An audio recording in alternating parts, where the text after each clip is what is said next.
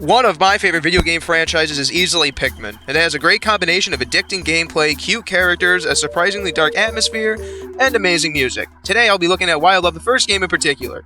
Let's start off with the story of Pikmin. The story is great in particular because it is brief and it gets the gameplay going, meanwhile not having walls of text. I'm not necessarily opposed to games that have longer text, but sometimes it can get in the way of gameplay.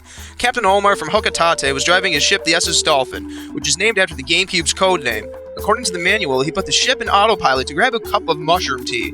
During this time, a meteorite hits the SS Dolphin and he crash lands on a mysterious planet, which has been confirmed to be Earth by Mr. Miyamoto himself. The game takes place long after the human race has gone extinct, which is why there are none in the game. Omar wakes up and finds that he has only 30 days to live on this planet because oxygen is poisonous to Hokatations. He also realizes that 30 ship parts have fallen out of his ship. Olimar marches forward and finds a little weird device that is stuck in the ground. He decides to name it an onion, based on what he eats back on Hokitate. The red onion spits out one seed that gets planted into the ground and starts glowing. Olimar feels compelled to pluck it, and he unearths a little creature.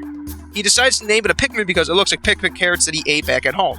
Olimar then figures out that the Pikmin can breed by taking pellets back to the onion. Soon after, he rounds up 10 Pikmin to push a box and reveal the main engine behind it.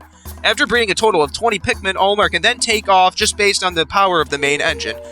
The engine gives the SS Dolphin enough power to reach the Forest of Hope, where the journey truly begins. There, Olimar meets yellow Pikmin who help him reach the Forest Navel. There, Olimar meets blue Pikmin and then reaches the distant spring and final trial. And that is basically it for the story, so let's dig into the gameplay. It is very addicting. The gameplay is broken into 16-minute blocks called days. The amount of time is great because it's enough to feel like that you can get a lot done in one day, but at the same time, 16 minutes is short enough that it has that just one more day element to it. Olimar controls the Pikmin behind him, which there are 3 types. Red Pikmin have 1.5 attack strength and are resistant to fire, and their defining characteristic is a cute nose. Yellow Pikmin can carry and use bomb rocks to destroy walls and kill enemies, as well as being lighter than the other 2 types. This means that they can reach higher places that ship parts may be. Their defining characteristic are their cute ears. Blue Pikmin can swim while other Pikmin types drown. Blue Pikmin can also save other Pikmin if they're drowning, which is a great touch. Their defining characteristic are their gills. The Pikmin have 3 stages, a leaf, bud, and flower. Flower Pikmin are super speedy, and when they perish, they have a chance to leave a Pikmin seed behind. This is a cool little touch that has not been used in later Pikmin games.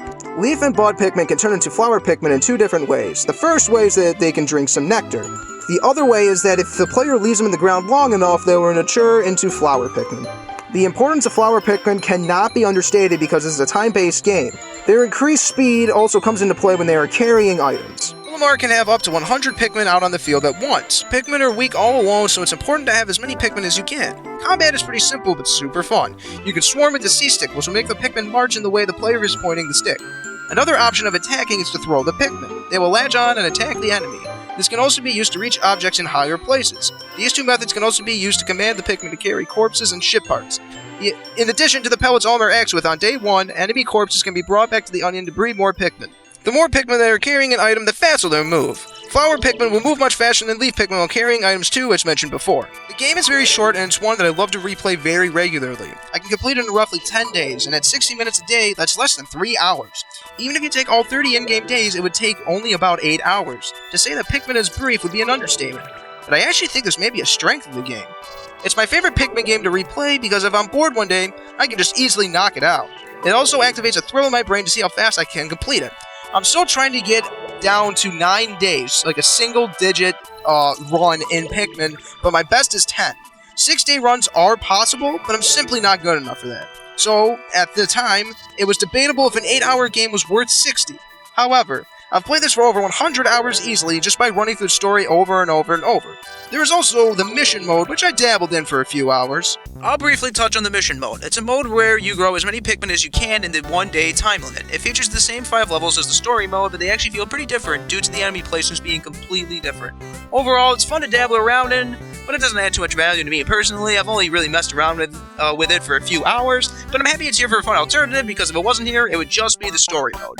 The Pikmin themselves are adorable. The fact that the 3 types have like a defining characteristic over the others is a nice touch. Red Pikmin have their nose, yellow Pikmin have their ears, and blue Pikmin have their gills. When idle, they're turned into a great color and do some funny or cute stuff. They will either sit down, groom each other, just look around, and it just melts my heart.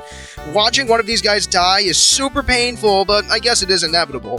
Olimar Olimar is a great character too. I know a lot of people who play Smash thinks that he's a silent, static character, but this couldn't be further from the truth. Every in-game day, Olimar writes down an entry in his daily log. This can detail Pikmin abilities, how to kill certain enemies, how many ship parts or days are left, and how much he misses his family. He's absolutely a fleshed out character, and I wish Smash series would show this more. This near-perfect game absolutely has some hiccups though. At the top of that list would be the Pikmin Ai. They will regularly leave your Pikmin squad to go do something like attack pellet posses, carry dead creatures, or pull some weeds. This can be very irritating when you have planned out exactly how much Pikmin you need and suddenly one is just gone. Sometimes when an enemy perishes, their carcass will fall onto the Pikmin and they'll fall underneath the ground and perish. I believe this is unattended as there's really no indication that the Pikmin dies, like there's no Pikmin ghost or anything. In the beta footage of Pikmin, a Woolywog actually does land on a Pikmin and a Pikmin ghost comes out. So this leads me to believe that this was an idea at one point in time, but now it's not. Even if it is intended, it's still kind of annoying that that's even a feature. The yellow Pikmin's AI with the bomb rocks can also be kind of wonky at times, and that's led to many frustrating Pikmin deaths. Pikmin will also frequently trip, which can lead them to getting eaten when you're running away from an enemy, which this would be more forgiving if it wasn't super common. Now we'll go over each of the 5 stages, starting with the impact site. It is home to only 2 ship parts. I'm a huge fan of tutorial stages. For example, I love Banjo-Kazooie's Mumbo Mountain. It's fun to learn the mechanics of a game, and a tutorial stage should do just that. I'm not a speedrunner by any means, but even I can knock out Mumbo's Mountain in like 20 minutes. The impact site does what it's supposed to do. Teach the player about breeding Pikmin, carrying ship parts, moving boxes, with the Pikmin and the overall controls of the game. The enemies here are simple. There are 3 Flint Beetles, 3 Pearly Clams, 1 Mamuta on day 8 and even days past it, and 1 Gulix on day 9 and odd days after it. I like the fact that you need all 3 Pikmin to complete this stage. Red Pikmin are needed to push the box on day 1, yellow Pikmin need to destroy the bomb rock wall, and only blue Pikmin can kill the Pearly Clamp because it's in the water and that's holding the second ship. This is a great breeding stage as the Pearly Clamps give a lot of Pikmin, and each color Pikmin get a 10 and 20 pellet. The track to the stage is also a banger. All in all, I really love the impact site. Such a solid beginning stage. The second stage is the Forest of Hope. This is when the game stops holding the player's hand so much, but it still kind of eases them into the game. When Olimar lands, there is one wall that keeps him from freely exploring. I love this because it's kind of the game's way of giving you a tutorial without any text. The player should remember back to the impact site when the Pikmin push the box. The player should then be able to think like, oh wait, if I use the Pikmin to work together, this wall can be knocked down. Right outside this wall, there are pellet posses and dwarf Bulborbs. This is also another little tutorial without really any text. The player should be able to remember back to the impact site to either when they, 1, threw the Pikmin on the pellet posse to kill it, or 2, swarmed it with the C-stick. The player can do the same thing here to kill the dwarf Bulborbs. Speaking of the dwarf Bulborbs, this stage is absolutely littered with Bulborbs. There are some other enemies such as the Snagrid and Sheer Grubs and the armored cannon beetle, but mostly you're going to be facing Bulborbs here. There are 8 ship parts in this stage, and one of them is a whimsical radar, which is the only ship part that adds an extra effect. I kind of wish there would be more ship parts like this, kind of like on Pikmin 2, they have the treasures that increase Olimar and Lu's performance. What the whimsical radar does is if you hit Y, you can see where your stray Pikmin are, you can see where ship parts are, and the overall layout on the map, and I really wish there were items that made Olimar more powerful as you move along during the game. The soundtrack to this stage is also a banger. It's one of my favorite in gaming. It kind of displays hope, which is why I guess the stage is named what it is. This stage feels the most Pikmin to me. It features many Bulborbs, which is the game's mascot enemy, and I just love the layout of this stage, and as I said, the music is my favorite in the game, and one of my favorite in all of gaming. I absolutely adore the Forest of Hope. The third stage is the Forest Navel. The music to this one is super cool. Just listen to the first few seconds of this.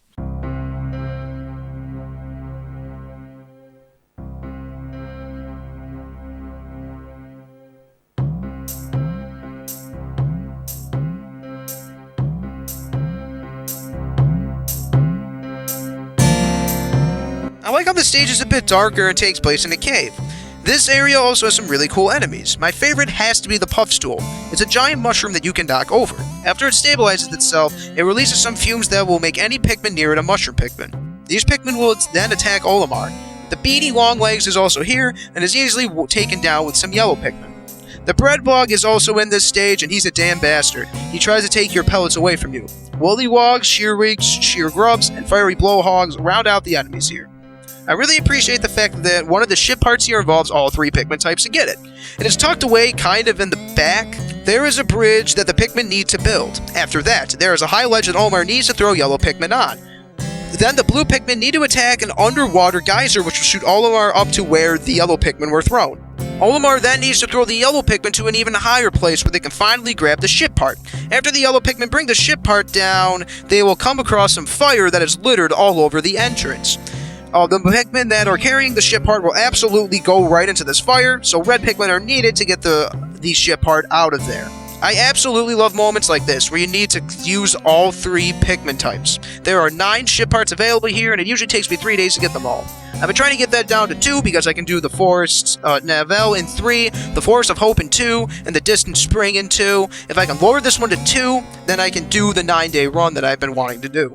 Next, we have the Distant Spring. As a kid, I honestly hated this stage. The music here is much more creepy and less uplifting than the other stages. It also has very powerful enemies. The giant bull bears are everywhere, and they have much more health than the red bull bear variant. This means that just swarming them with the C-Stick doesn't work as well, and I've lost a lot of Pikmin trying to do it this way. The stage also has puffy blowhogs near the bull bear, which they are very annoying. There are also water dumples in groups of up to 3, meaning that it can be difficult to not lose Pikmin to these because they can gobble up to 3 at a time. Yellow woollywogs also invade this stage and can be lethal if the player has a misstep. There is also an optional boss, the Smoky Prog, which is pure evil. It is a Mamuta larva that is kind of shaped like a gas frog. The enemy is completely optional, is held in an egg. If you have a Pikmin attack this egg, it will emerge and sit by the onions. If the player or any Pikmin get near it, it will proceed to run you over. If any Pikmin get caught in its gassy trail, they will die. This also affects buried Pikmin. This is supposedly because the Mamuta plants them and the Smoky Prog would finish them off. The stage also has a lot of water, so blue Pikmin will get a lot of use here. There are also a couple of rock walls, so the yellow Pikmin get time to shine too. The UV lights is also in a high up place that requires yellow Pikmin. There is such a little fire that can easily be avoided, so unfortunately red Pikmin aren't used here too much. There are 10 ship parts here, and the most complicated one to grab is the Kronos Reactor. There are exploits to do it faster, but doing it the intended way takes a very long time. The player must take blue Pikmin to the corner and then turn them into yellow Pikmin using the nearby golden candy pop button. This is because the ship part is up high. After the yellow Pikmin can go grab the part, you need to turn them back into blue Pikmin because it's surrounded by water. This is actually very cool in theory, and I like a ship part kind of has this much thought put into it, but in practice, it takes up way too much of the 16-minute day to do correctly. The stage has grown on me over the years, and I'm actually very fond of it now. Lastly, we have the final trial. This stage is epic, and I love the accompanying track. I appreciate how Olimar needs all 3 Pikmin to reach the boss. Blue Pikmin need to build a bridge for Olimar to get across, the yellow Pikmin need to use bomb rocks to blow up a stone wall in the way, and the red Pikmin need to navigate through fire to push a box on the other side of the bridge. Thematically, I love how the final stage is just a giant-ass Bulborb. The Emperor Bulblax is actually pretty easy to defeat. The idea is to feed it some bomb rocks. Doing this will stun him, which will leave him open for a brief amount of time that Olimar can attack. Midway through the fight, it will shake things up by trying to hop on your Pikmin. If the player isn't expecting it, it can be pretty damn devastating. The only ship part here is the Secret Safe, which is a piggy bank that requires 40 Pikmin to carry. Fun fact, in the Japanese version it requires 85 Pikmin to carry, which is by far the most needed to carry a ship part. The next highest is the Gluon Drive in the Distant Spring, which requires 50. Just a little fun fact. After beating the Emperor Bulblax and taking the ship part back to the SS Dolphin, the ending cutscene will trigger. This will entail Olimar saying goodbye to the Pikmin. As he is taking off, the Pikmin gang up on a Bulborb during the nighttime. This is cute because it insinuates that Olimar taught the Pikmin how to fight for themselves. Olimar then takes off of Earth and multiple colored onions follow. The player is then treated to the credits and the enemy reel. May as well talk about the other endings here too, as Pikmin actually has 3 endings. Not all ship parts are necessary to escape. Out of the 30 ship parts in the game, the player needs only 25 specific ones. The Nova Blaster, Space Float, Massage Machine, UV Lamp, and Secret Safe are all optional. This ending entails an Olimar hastily trying to take off the planet. He does so successfully, but there's no cute goodbye or anything, so it definitely feels kind of hollow. Meanwhile, the bad ending has Olimar trying to take off. The dolphin spins out and falls back to the surface of the Earth. The Pikmin take Olimar's unconscious body to the onion. The onion then makes an Olimar Pikmin hybrid and sticks it into the ground like a normal seed. The Pikmin gather around the new Olimar Pikmin hybrid and the screen goes to black. I personally think that Pikmin is a masterpiece. It is easily one of my favorite games of all time, full stop. It may have irritating Pikmin AI issues, but the gameplay is just super addicting. The thrill of splitting up Pikmin forces and getting shit done is just thrilling. Due to its short length, it's super fun to just start over and see if I can take less days somehow. I play Pikmin at least a couple times each year, and it's a game that's close to my heart. I really want to see if I can break that 9-day run. The the kind of darker atmosphere and the fact that, the Pikmin are so cute, but they die for you, is just such a weirdly cool dynamic, too, that Nintendo doesn't explore too often. I watch Arlo a lot, and I'm debating stealing his 7 rating idea, because 5 stars is a little too small for me, and then 10 is a bit too much. If we are going to use Arlo's scale, I would give Pikmin a full-on 7 out of 7. I absolutely love this game, and I'll be playing it for years to come.